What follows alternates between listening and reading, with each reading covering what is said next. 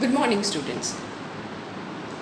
अब तक हम लोगों ने अपने इस इंग्लिश ग्रामर पढ़ने के सफ़र में नाउन तक पढ़ लिया है, पहला पार्ट ऑफ स्पीच। अब हम नाउन के बारे में हम लोगों ने काइंड्स वगैरह पढ़ा। अब हम ये पढ़ेंगे कि नाउन पर किन किन चीज़ों का प्रभाव पड़ता है।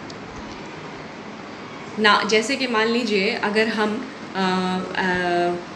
नंबर्स बढ़ जाता है, अगर एक नाउन है, कोई 1 इन नंबर है तो उसे कुछ और कहेंगे, अगर बहुत सारा है तो फिर उसे कुछ और कहेंगे, उसमें उसका फॉर्म बदल जाएगा। जैसे चॉकलेट, एक चॉकलेट, और जब बहुत सारे चॉकलेट होंगे तो चॉकलेट्स। तो ये तो हो गया नंबर्स का प्रभाव पड़ना नाउन पर। दूसरा प्रभाव पड़ता है जेंडर का। ठीक है, जेंडर क्या होता है? मेल और फीमेल होना, नर और मादा होना।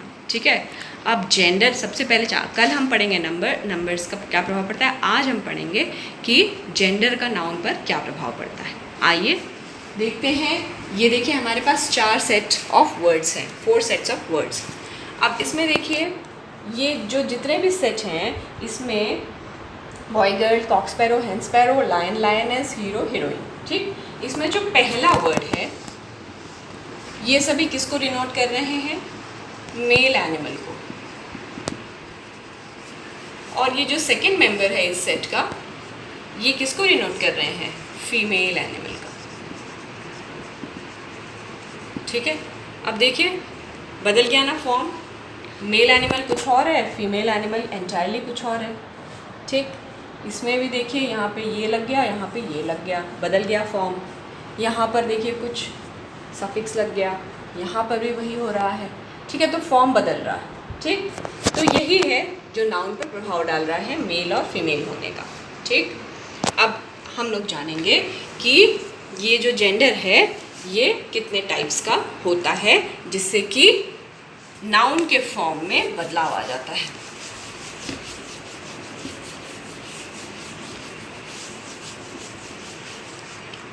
सबसे पहला है a noun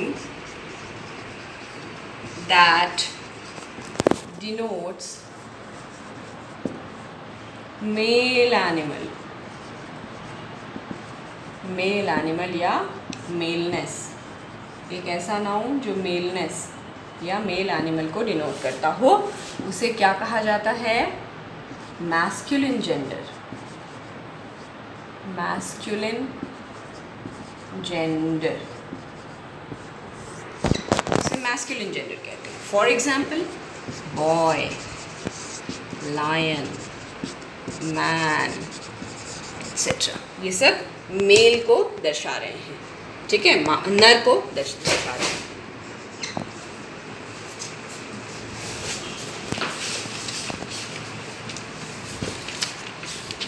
दूसरा है a noun that denotes female animal, female animal या फिर फीमेलनेस, जो स्त्रीत्व को दर्शाता हो या फीमेल मादा को दर्शाता हो, उसे कौन सा नाउन कहा गया है? फेमिनिन जेंडर का नाउन कहा गया है, feminine gender.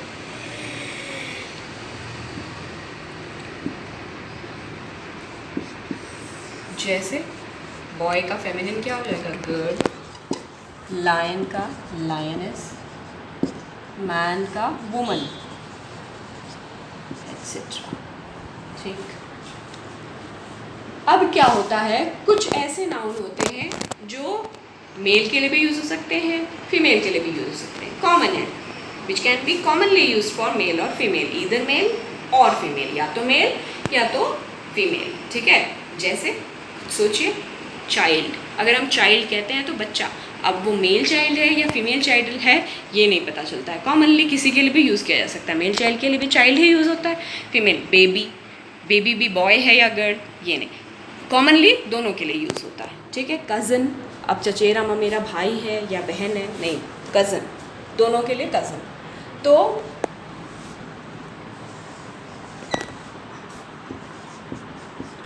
a noun that denotes either, या तो मेल या तो फीमेल, ईदर अ मेल और अ फीमेल, ठीक है। उसे क्या कहा गया? Common gender. क्या कहा गया? कॉमन जेंडर, ठीक है। क्या होगा इसमें कॉमन जेंडर में? बेबी दोनों के लिए यूज़ हो सकता है, चाइल्ड दोनों के लिए यूज़ हो सकता है, कज़न दोनों के लिए यूज़ हो सकता है, एट्सेट्रा से ढेर सारे एग्जाम्पल्स हैं, ठीक है। अब जेंडर का एक और तरह से प्रभाव पड़ता है नाउन पर, वो क्या है? अभी तो हमने पढ़ा सिर्फ मेल होगा तो मैस्कुलिन, सिर्फ फीमेल होगा तो फेमिनिन, दोनों के लिए अगर कॉमन होगा तो कॉमन जेंडर। अब एक तरह का और नाउन होगा जेंडर के आधार पर, जो ना तो मेल का होगा ना तो फीमेल का होगा, उसे कहा जाता है न्यूटर जेंडर, ठीक है। ये असल में यूज़ होता है नॉन लिविंग थिंग्स के लिए, ठीक है।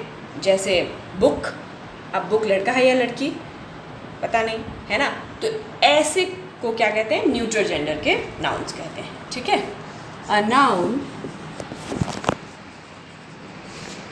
That denotes neither a male nor a female, ठीक है, उसे क्या कहा गया है? Neuter gender, neuter gender. इसमें कौन कौन आ जाएगा? सारे non living things, book, pen, non living things, okay. Hindi या उर्दू ले लें, उसमें क्या होता है? जेंडर के हिसाब से नॉन लिविंग थिंग्स, निर्जीव वस्तुओं को भी कहा गया है। जैसे बगीचा पुल्लिंग हो जाएगा, है ना, बगीचा पुल्लिंग हो जाएगा। फिर उसके बाद और एक शब्द है लकड़ी, लकड़ी स्त्रीलिंग हो जाएगी, फेमिनिन हो जाएगी। लेकिन इंग्लिश में ऐसा नहीं होता है, नॉन लिविंग थिंग्स को न्यूटर जेंडर के रूप में ट्रीट किया जाता है। लेकिन हमने पहले के ही लेक्चर्स में ये पढ़ा था कि जो भी रूल होगा उसका कोई ना कोई एक्सेप्शन तो होगा ही। आम जिंदगी में भी आप देखते हैं नियम का अपवाद तो होता ही है। तो आइए जानते हैं इस न्यूटर जेंडर के कुछ अपवाद, यानी नॉन लिविंग थिंग्स को के जेंडर को लेके कुछ अपवाद स्वरूप देखते हैं। ये क्या होता है? ये किस केस में होता है?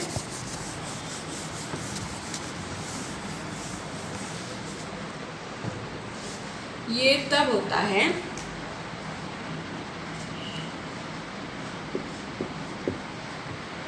ये पर्सोनिफिकेशन के केस में होता है।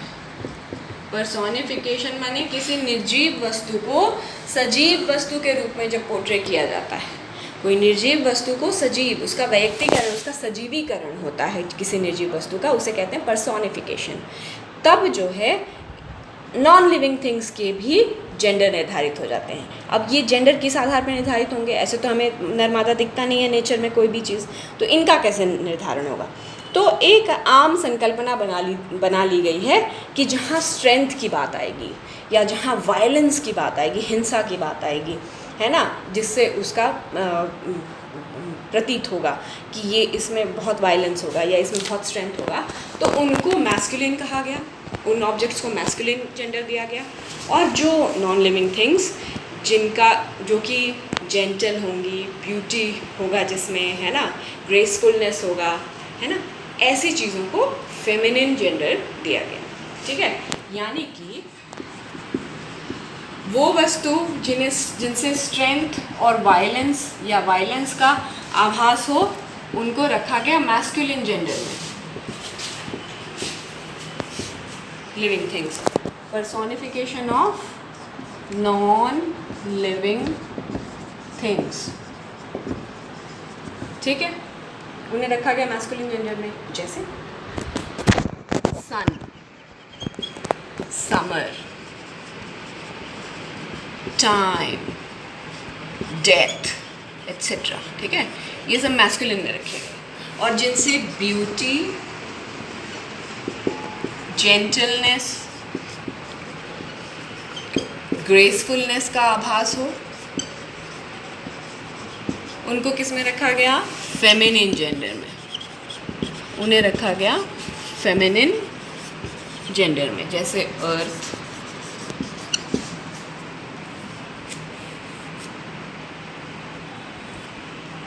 मून,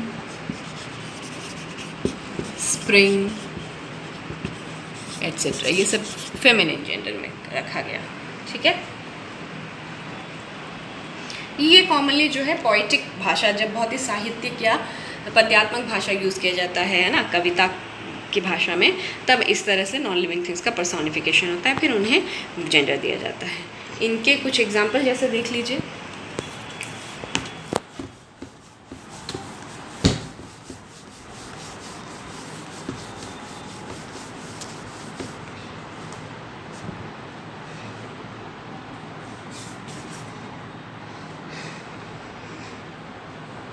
जैसे the sun sheds his beams equally, sheds his beams on rich and poor alike, on rich and poor alike। सन जो है वो अपनी किरणें गरीब अमीर दोनों पर बराबर डालता है ना, डालता है यानी लड़का, हिज, यानी सन यहाँ पर क्या है, सन स्ट्रेंथ है ना, उसकी गर्मी वायलेंट, तो उसको हिज मस्कुलिन से दर्शाया गया। ठीक है, अगला सेंटेंस है the ship lost all her boats in the storm. तूफान में शिप ने अपनी सारी बोट्स खो दी, नावें खो दी, छोटी छोटी नावें होती हैं रेस्क्यू के लिए, वो सारी खो दी। तो यहाँ देखिए हर, यानी शिप को का पर्सोनिफिकेशन किस रूप में हुआ, एक स्त्री के रूप में, है ना, तो इसीलिए यहाँ पर उसको हर का वो दिया गया है। ठीक, अब देखिए कैसे जो है फेमिनिन नाउन्स फॉर्म की जाती हैं। ways of forming feminine nouns, ways of forming feminine nouns, स्त्रीलिंग बनाने के क्या क्या तरीके हैं। क्या है, पहला using entirely different word, एकदम अलग वर्ड का यूज़ करना जिसका कि उसके मैस्कुलिन से कोई लेना देना नहीं है। जैसे बॉय के लिए फेमिनिन क्या यूज़ किया जाता है, गर्ल, एकदम अलग शब्द है, बॉय से बिल्कुल कुछ अलग नहीं जोड़ा गया है, बॉयनेस या कुछ ऐसा नहीं किया गया, बॉय से बिल्कुल अलग शब्द जो है उसका स्त्रीलिंग डिनोट करता है। ठीक, ऐसे ही किंग, किंग से बिल्कुल ही अलग शब्द है क्वीन, ये एक तरीका है। ठीक, दूसरा है by adding s in the suffix, suffix यानी जो पीछे जुड़ता है, किसी भी शब्द के पीछे जो जुड़ता है उसको, यानी s सफिक्स यूज़ किया जाता है। जैसे प्रिंस है, प्रिंस यानी राजकुमार, इसका फेमिनिन हो जाएगा प्रिंसेस, s जुड़ गया, है ना।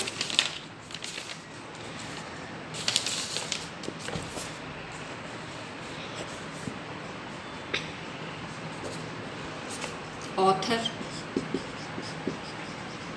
इसका फेमिनिन क्या हो जाएगा, ऑथरेस, ऑथरेस, एस जुड़ गया, है ना, ये एक तरीका है।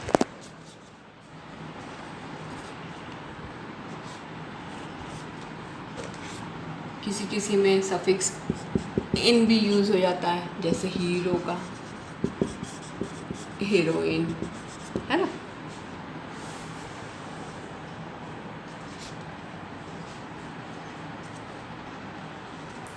तीसरा तरीका है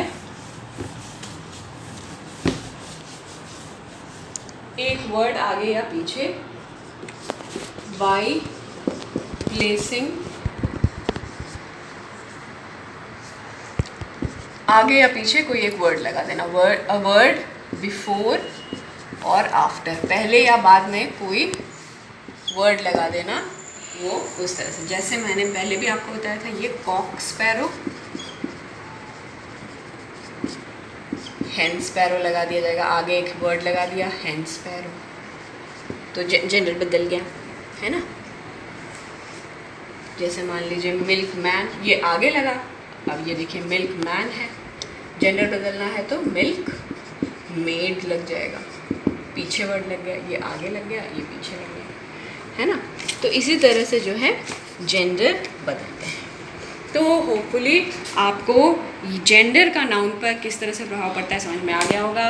मेल जेंडर का क्या प्रभाव पड़ता है, फीमेल जेंडर होने का क्या प्रभाव पड़ता है। कॉमनली कुछ ऐसे वर्ड्स हैं जो कॉमनली दोनों के लिए यूज़ किए जाते हैं, और कुछ ऐसे वर्ड जो मतलब या तो मेल के लिए या तो फीमेल के लिए, किसी के लिए भी यूज़ करें। कुछ ऐसे वर्ड्स हैं जो ना तो मेल ना तो फीमेल के लिए यूज़ किया जाता है, जैसे न्यूट्रल जेंडर।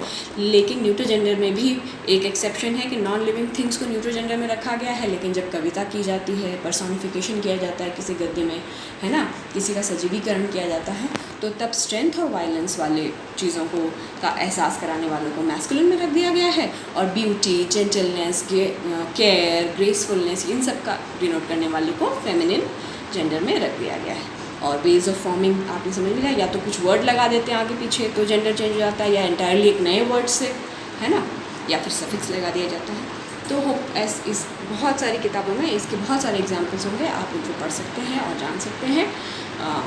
आज के लिए इतना ही। कल हम नाउन में नंबर का क्या प्रभाव पड़ता है, सिंगुलर प्लूरल, इसको पढ़ेंगे।